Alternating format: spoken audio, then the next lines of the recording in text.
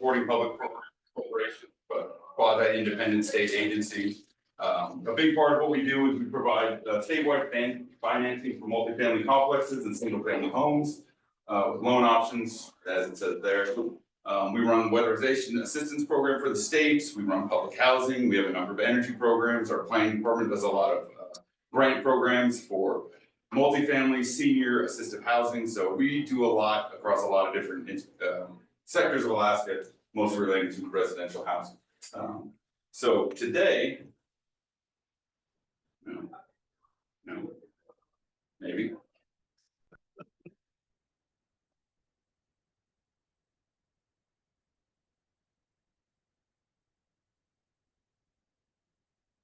There we go. All right.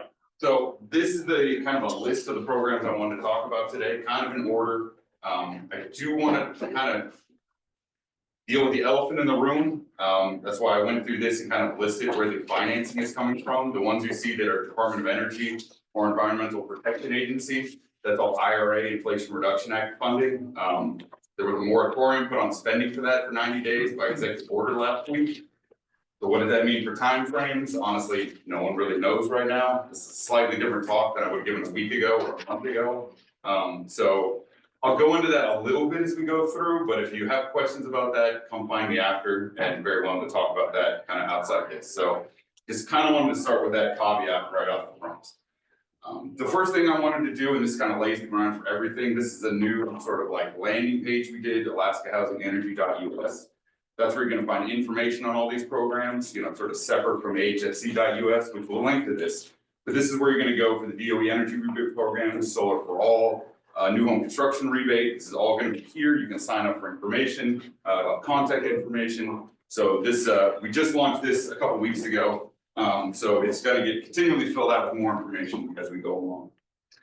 Part of that, big thing we just did that supports these upcoming programs, we launched this online application tool. A lot of the federal programs are income dependent. You got to fit in different income categories. We'll tell you which kind of rebate or how much of a rebate you'll get. And so we launched this. Eventually, right now you could put in, where you live, and eventually the plan is if you put in that you live in Homer, we'll tie with HEA and can show you, oh, these are some rebates here available locally. So that's the plan. Eventually, this will be a kind of one-stop shop for all the energy rebates, different rebates and incentives across the state. Right now, it's really just supporting our new home construction rebate. That's the only one that's active right now. That's what I'm talking about next. But this is exciting, and that Alaska Housing Energy site gets you here. This one I want to talk about first because this is state funded. It is actually live. We just launched it a couple of weeks ago. This came out of legislation last year. They gave us $7 million to sort of incentivize new energy efficient construction in the state, new residential dwellings. This is a program we ran 15 years ago pretty successfully. So we're bringing it back. Basically, you can get a $10,000 rebate if you are building or buying a new 5-star plus energy home anywhere in the state of Alaska. So, it's incentivizing new construction. So it's supposed to be new foundations poured or inspected after January 2nd. So if you're thinking about buying a new home, thinking about building a new home, check out alaskahousingenergy.us. Look at what you need for this program. It's financing independence. You don't need to get an agency loan. You can go through, your own financing, anywhere else you can get that for. There are a couple of rules and restrictions, must be owner occupied. It's only up to fourplexes, so single, double, triple fourplexes, which is one rebate for the unit. You've got 18 months to get it done. We want to give people at least 2 seasons to go through that. So from the time you apply, put all your documentation in and are approved, you'll have 18 months to finish construction. Then you put on all your paperwork, everything you need at the end, and you'll get your rebate. So, and it is just for homeowners. So, no developers, investment properties, non-residential buildings don't apply. So I'll move on. If anybody has questions on that, and you can always find me later. Go ahead. Did you say you could buy a new house? You can't buy a new built house. So yeah, so it's basically 2 ways. It's kind of set up for either owner builder or working with a contractor. It's slightly different depending which way you go. Slightly different paperwork and information you got to provide. So, but it's set up for both of those. So we started building last fall. So is that okay or no? How far into it are you? Right in as of. You guys are a little ahead. We have been telling people to, if if you are not complete, It's definitely not, we don't even have electricity yet. go to the website and put an application in. You could put some, like extenuating documents. We'll have a review committee that'll look at it. But technically that is too early to qualify, per the rules. But, we're gonna look at that. If you're not done, maybe there'll be something there. So I'd say go check it out, see what the documentation you have to do and apply anyway. So, yeah. This is just more details, kind of like what you need, proof of ownership, PUR 101 from plans if you're not that far, if you haven't started construction, so kind of know that the house you're looking to build will meet the 5-star energy efficiency standards, and just some other details, which you can go through, but they're all on the website, won't spend too much time on that. Probably what everyone wants to talk about or hear about the federal energy rebates. These are the DOE rebate programs. So it's 2 programs. There's like the home energy efficiency side, home energy rebate, which is like a retrofit on an existing property. And then the electrification and appliance rebate. It's really more of a beneficial electrification and appliance rebate. So I'll kind of go through both of those as we go through. Before I get there, I want to put this up. These are income dependent programs. Both DOE and EPA are doing this for the most part. There's going to be below 80% AMI, and then at 80% to 150% AMI, you'll have different rebate categories for both. So just want to put it up so people can kind of see, if you're a family of 4, this is where you're, the pots you're looking to be in. You can go to HUD and break it down, see a little more where you fit, depending on how many people in your household. So just want to get up there so people have an idea. Is that 150% supposed to be 150% of 111,000? Oh geez. Yeah, okay, just checking. Oh, yeah. Yes. Okay, Yeah. so it's a bigger Thank you number. for noticing that. I don't know how that mistake made it through. Yeah, that is not the correct amount right there. So that would be 100, actually it would be 150% of the 111, yes, it's like 160, I think. Okay. Yeah. So we'll talk about the beneficial electrification and appliance ones first. So these are intended to be sort of like a point of sale or write off your invoice type rebate. So there's a range of them and a range of dollars. These are the rebates you can get for those sort of income categories. So I kind of leave this one up for a minute so everybody can kind of see. You can definitely see, your heat pump, definitely your biggest one. You've got your heat pump water heater, heat pump clothes dryer, those are in there too. Weatherization, some sort of insulation, air sealing, and ventilation you can get back just to tighten the house up. And then you've got your, your load service center and your wiring. And, not a lot of people talk about those, but I think sneakily those are like one of the better benefits here. If you just need to upgrade your house wiring, get a bigger panel, this sets you up for a heat pump, for solar, or an EV charging station. So those are big. What the process for this will be, you'll come to us through the kind of online portal we said. You'll need to get income verified, you get some documentations, we'll verify you, you'll get approved. Then you go to a contractor, do the work, and then we'll pay the contractor. So that shouldn't be out of pocket for anybody. That's the plan, that's what we're trying to do, just to make it a little more accessible for everybody. So those are, any questions on those before we move forward? I should mention, for those that live here or anybody sort of in the Southeast or on the coast, Southeast Conference got $40 million for heat pumps for just this region, so for the Southeast, for the coastal South Central region. And I think they're pretty much the same rebate amount right there. Theirs is not income qualified. I think the only restriction on theirs, you can't be already on electric resistive heat. So if you already have electric heat, you can't use their program, you're gonna come to us. So I would say for most people in this area, you're probably gonna go Southeast Conference's program first and then ours. We are working with them so that the sort of application will be similar, so you don't have to really know. You'll kind of come and then we'll help you figure out which one works for you. And theirs is just heat pump. We're working with them, Alaska Heat Smarts on the rollouts. A big part of getting a heat pump, and there's plenty of other people that are much more, heat pump experts than me. It really depends what your utility mix is.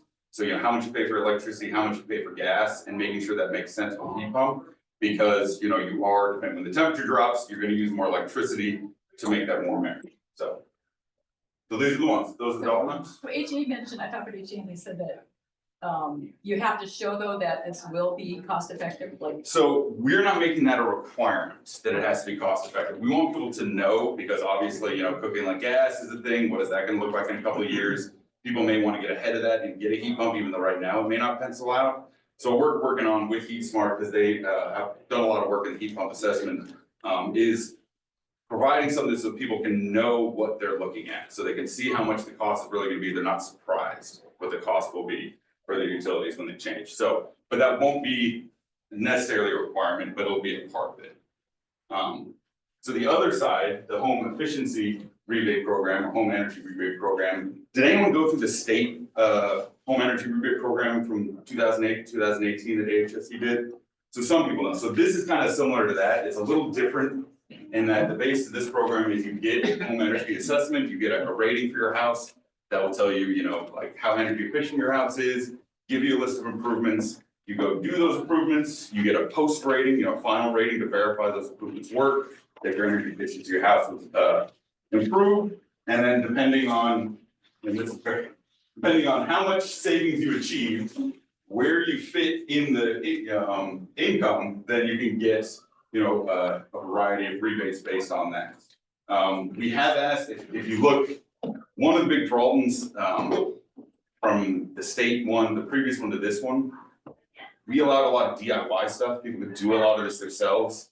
DOE and a lot of these programs are very afraid of fraud, honestly.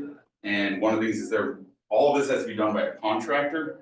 And I don't know if you guys, anybody here has had work done by a contractor. I know finding one is tough right now. Workforce is a problem here. There's not a lot, but look at those dollar amounts. They're just gonna be tough for a lot of people to get. When people went through it the last time, I know a lot of people would make their own improvements, get a big bump from insulation, air sealing, stuff you can do yourself, then go to a contractor, maybe get their boiler or furnace replaced, and that would kind of even out. They could use that rebate to pay for those bigger things.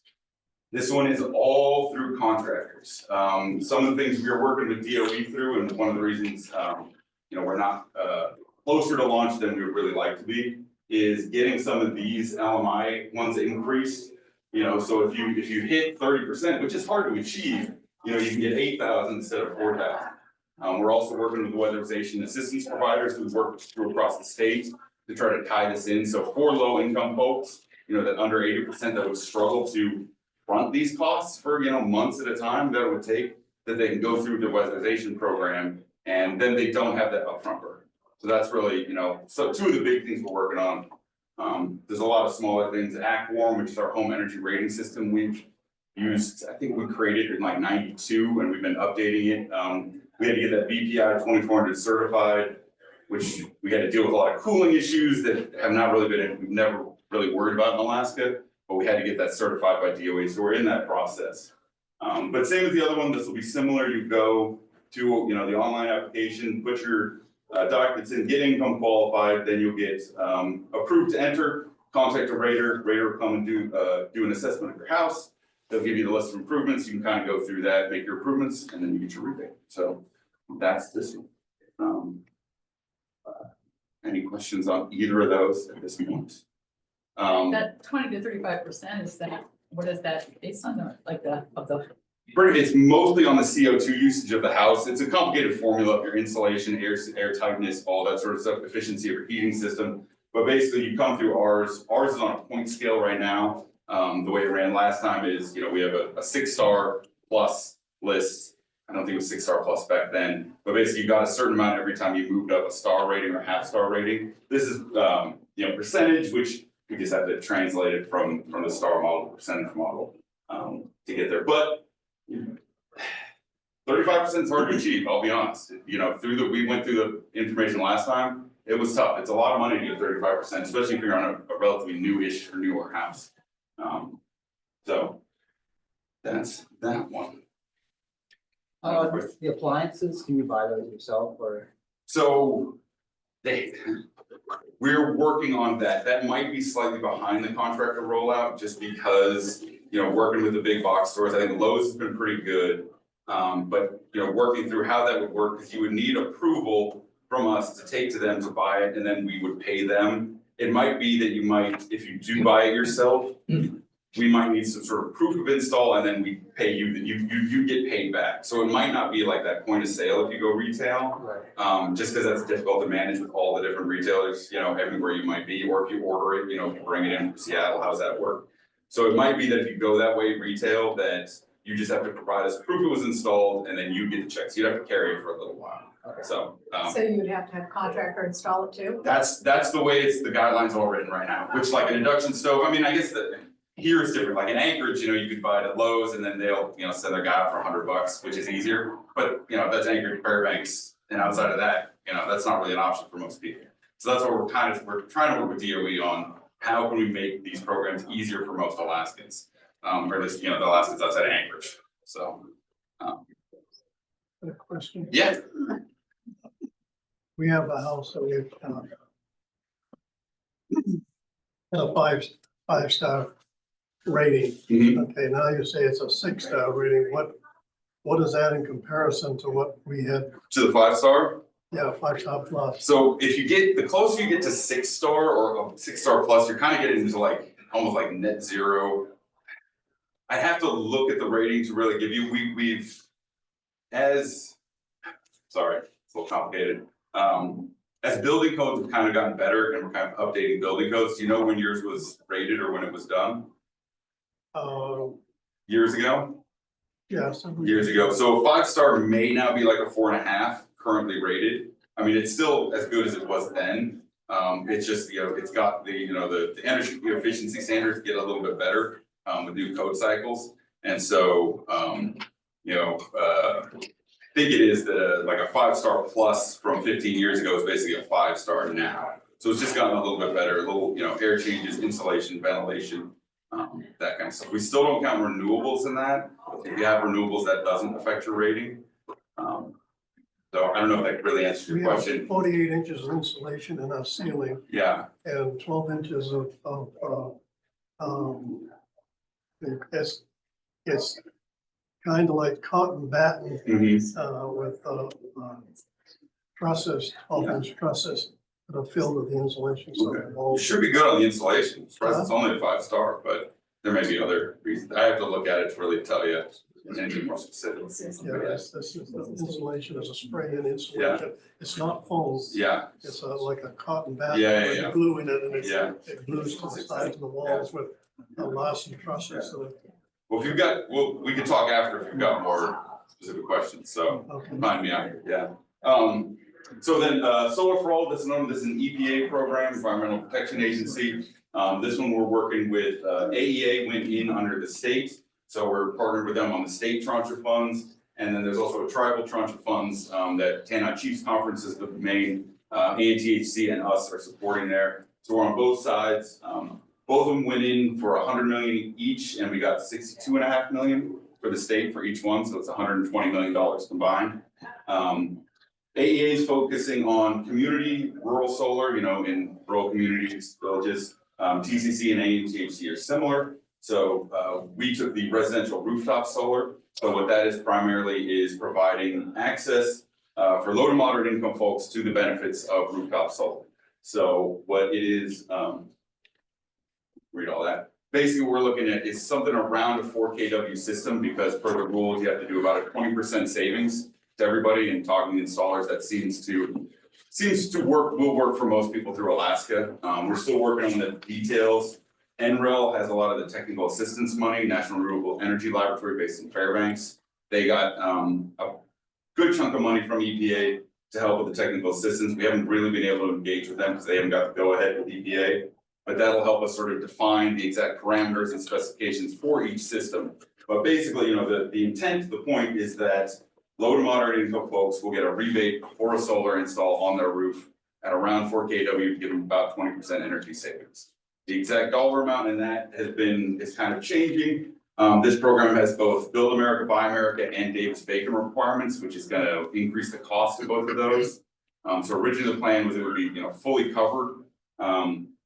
We are still working through what the dollar amount and what that exact be. It will be kind of a tiered thing where the lower income you are, the more you get as you go up, you get a slightly higher. So it's more, helps some moderate income folks that maybe, aren't in the low income bracket, but still A solar install may not pencil out for them, but if they get a little bit of help for that, it might help them. So that's this one. AATCC and THC, they're working on theirs. They're hoping to have their RFPs out later this year. We're working, as I mentioned before, this also is Inflation Reduction Act, so there's a bit of a pause or unknown on there. We were really looking forward to getting this out in the summer or spring, so that we can get some panels on roofs by this fall. I don't know if that's going to work, if that's going to be possible. We're also working with this one with the weatherization to help identify those low-income folks that really could benefit. Making sure the roof is good, the house is good, the position is good. So this will be the same application as the rest. There's a little bit for multifamily. I won't go into that unless anybody really is interested in that. And then a little bit for a financing opportunity through the new green bank that was started this year after legislation passed last year. I guess technically it started last year since we're in 2025. I think I covered most of this. This kind of just breaks down the dollars. You can kind of see where everything's going through the different ones. Not too much there unless anybody has specific questions. Those are kind of the big federal programs that are coming, and as I mentioned, those are Inflation Reduction Act. We would love to be a lot further and closer, but we're working with DOE and AHFC, and all our partners are still working hard to bring these programs online as soon as possible and get them out there. We had all hope for spring. When it's going to be hard to say right at the moment. Are these programs subject to go away with the new administration? So I'll get into this now. If you want to know more, let's talk after. Okay. So as a statement, talking to our partners and everybody, all the money for our programs is obligated. So it should be very difficult for them to pull the money back. So it's very unlikely all this money will go away. They've already put, DOE restrictions on DOE personnel. There's a National Association of Community Service Providers meetings in 2 weeks in Washington that some of our folks are going to. All the DOE folks have to block from that. They can't travel to it. So can they slow everything down? Probably. Can they stop it? Probably not. So that's kind of the thing right now. Most people are fairly confident the programs will still go, the money won't get pulled back. That's about the best I can do at this point. I had a question on solar. You're talking about rooftop solar. Has there ever been any conversation with the state, with local power providers, HEA, for example, or even the utility commission itself, to use their net meter, to change their net metering program to a yearly instead of a monthly, actually make rooftop solar viable? Yes, there are conversations on that. Is it going anywhere? It's RCA stuff, I think it's difficult. I think there are people at the utilities that would like to see that. There are people at utilities that find a lot of problems and challenges with that. Well, the conversations I've had is the same. You ask the utility companies and they say that's what they want. Then you ask the utility commission and they say that's what they want. So right. But they're blaming each other. Yes. So I'm not sure where the disconnect is. It is complicated, and not sure I know AKWarm, the Public Interest Research Center, they've been doing a lot of work on pushing for community solar and also for those changes in the rules. REAP has done a lot working with the RCA and all that stuff. So there's a lot of nonprofits and public interest companies that are really working in that space. Is it going to happen in the next year or two? I don't know. How do they make those decisions at the RCA? And there's a lot to take into account. You talk to people at Chugach, and a lot of them want to do make changes and do that stuff, but they do have infrastructural problems and challenges. So it's complicated. We'd love to see it happen. But Well, it would make a lot more sense. It would relieve, other than storage, it would relieve a lot of strain on utility companies, and then also would make rooftop solar incredibly viable. Much more viable than it is now. And that was kind of when we designed this program.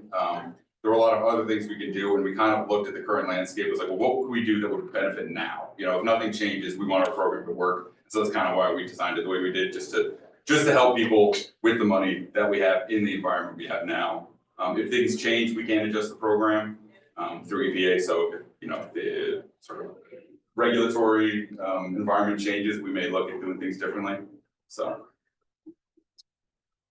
we don't have time. Oh, okay. This kind of what I talked before, a little more detail. These were based on sort of rough calculations we did, through the RFP process and that. We just got out of our long sort of preparatory phase with EPA of a lot of budget stuff and technical agreements and that sort of stuff. And now we're into our planning phase where we can really kind of like, solidify these numbers, work with the utilities, work with the installers, really get these numbers dialed in, figure out exactly, what does the installation look like, what are the requirements, what does the rebate look like, and that kind of stuff. So excited to see that coming out soon. Hopefully it'll come out the spring or fall at the latest.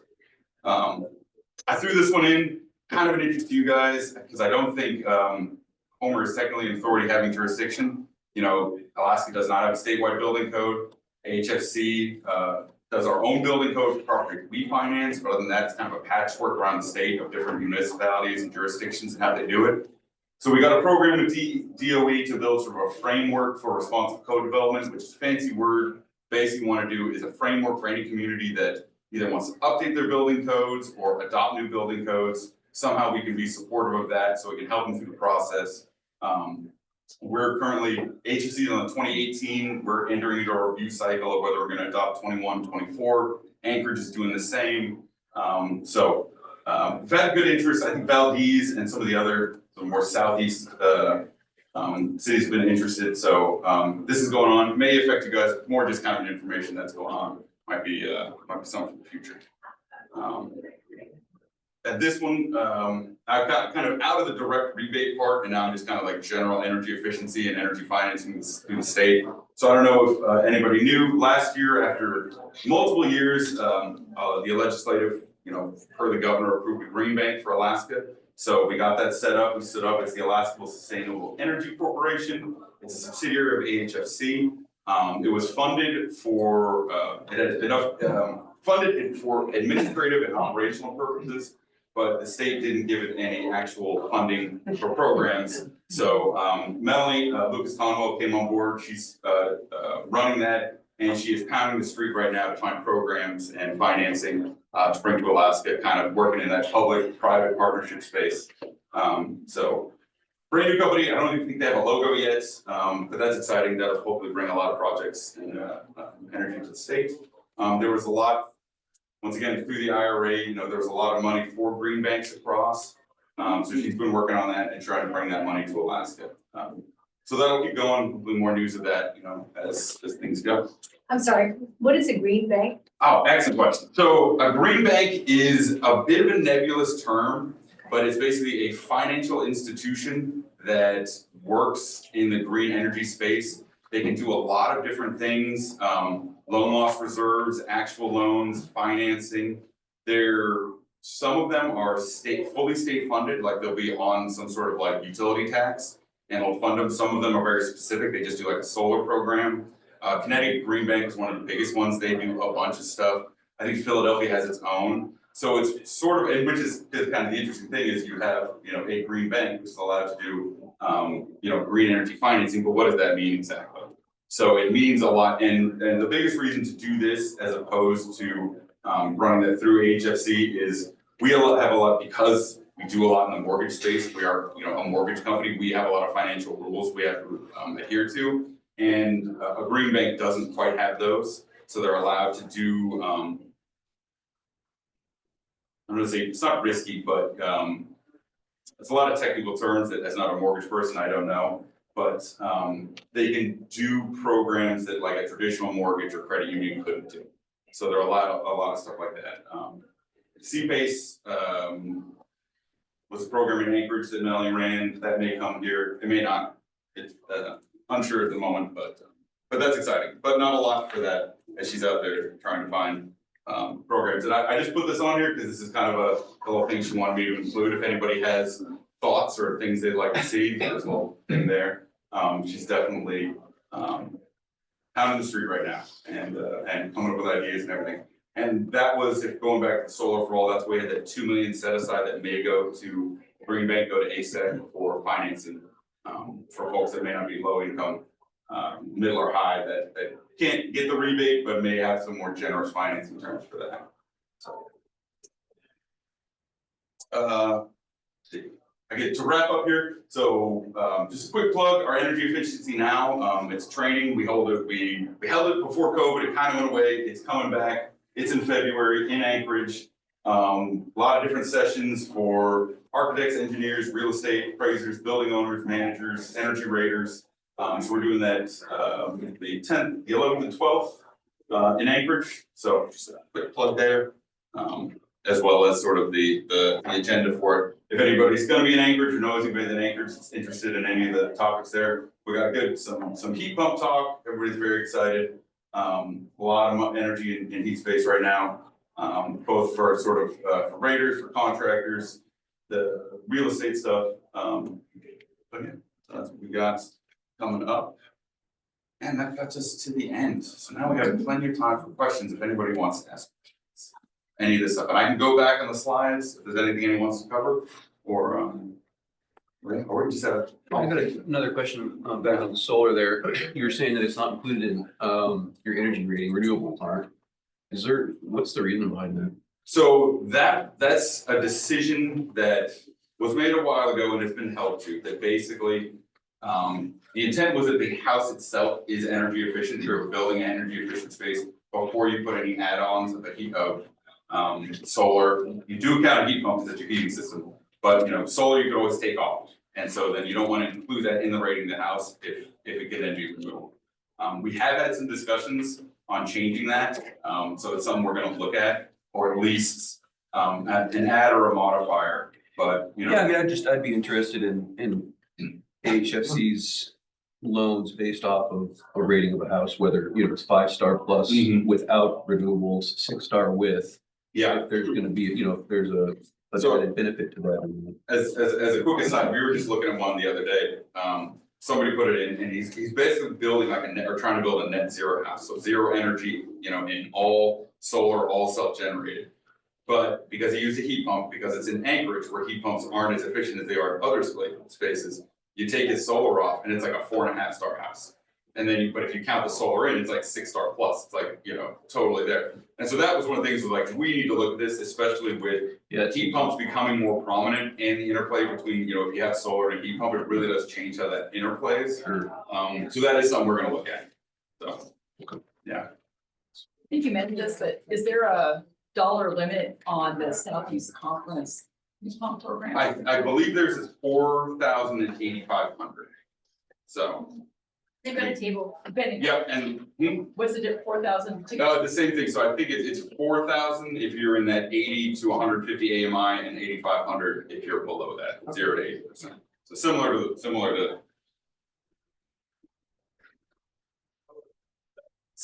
to ours, so I believe.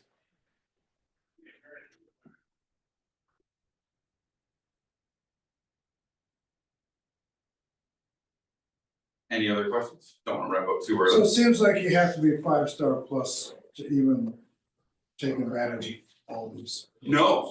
So 5-star plus really is only for the new home construction rebate one. The farther down you are, the more this one plays in. So the less efficient your house is, the better you can go moving up the chain and get more energy efficiency. So this is really if you're not there. So the 5-star plus really is only for that new home construction rebate. We got to make sure if you're building new, you're building to that higher efficiency standard to get the rebate. Well, it sounds like you're saying you should build a really inefficient house and then it's. Then you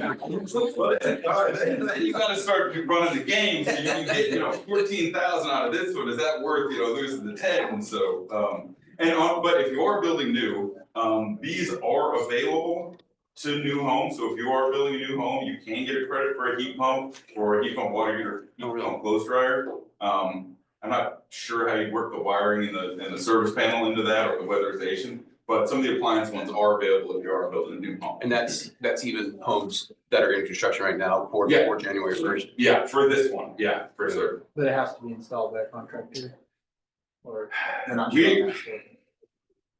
For you. These ones we're gonna try to figure out so you don't have to install by a contractor for sure. The heat pump probably is gonna be a contractor. I'm not sure we're gonna be able to get away from that. But on the stove, the clothes dryer, the water heater, and the water heater may be a contractor too. I know some people can do their own water heaters. But for certainly for these two, we're gonna try to get it away where we can get some kind of exclusion for How about you. you buy like your panel or wire for electrical? Unsure how that would work right now. That may end up having to be contractors, so, but we'll see if we can get the exclusion for the other two and then maybe try to broaden it if we can show some success with it and then it's working here.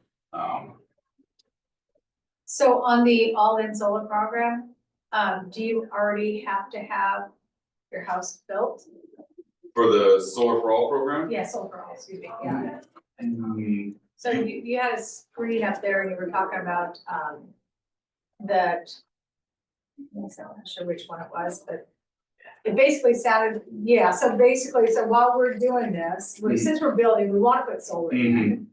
Where do we go next? Is this even on yet? No. Or it's not even available yet? No, the DOE and EPA ones aren't available, so we, Right, so yeah, we wouldn't be able to use this until later on. later on, yeah. Okay, But for this one does, yeah, this one you'd probably come to maybe after you're done, you know, the completion. and So- once that program is actually Yeah. funded. Yeah. And really what we wanna, you know, the goal, since we were, you know, wanted to launch earlier this year, we may be delayed on that for, you know, reasons outside of our control. Is really to start, you know, getting these programs dialed in, defined, like get the information out so people can really start planning as early as possible, even if it's not available yet. So they can really know what they have to do, because that's the big part, it's like, what are the actual requirements, what do you have to have for us, that kind of stuff. Maybe you can get like, you know, approved ahead of time, and it's like, you're ready to go as soon as the program launches. So. Okay. I got two more questions on that actually specifically. You said it's up to 4K, so if someone put in an 8 kilowatt system. Are they gonna get the will they rebate pull- just on the 4K? Yeah, Possibly, yeah, we're gonna look at that. I mean, I don't know where those numbers come from, but 4K is gonna do that. You know, I mean, I almost didn't wanna put this one because this is all, you know, this is like, you know, our preparatory and stuff. you This is triple all we that, looked at. triple that Yeah. number, then you're looking pretty good. Yeah, so Now, is that also just for on-grid or grid tie-in systems, or is that backup? we had money in there for battery backup systems and stuff, but because the funding got reduced so much. I don't wanna say it's totally gone, but because those cost so much more, it's so much fewer you can do. Well, so that's what I'm assuming, so Because this, you get the panels and then this you do your own rebate, battery this rebate system. program is literally Yeah. for grid tie-in systems only. Primarily it's for the grid tie, it's not exclusive, we're not gonna do it exclusive, so it Well, might I be think that like, I think that's the way to go. Yeah, I mean, yeah. if you're trying to accomplish, you know, net zero homes, then, yeah. you know, do away with the batteries and just do. There might be a way where, you know, you can get the rebate of the panels, you have to buy the batteries and backup system yourself, you know? Sure. So you can tie, do it yourself, so that might be an avenue for that. But yeah, still a good bit of unknowns there. Okay. How that one will look.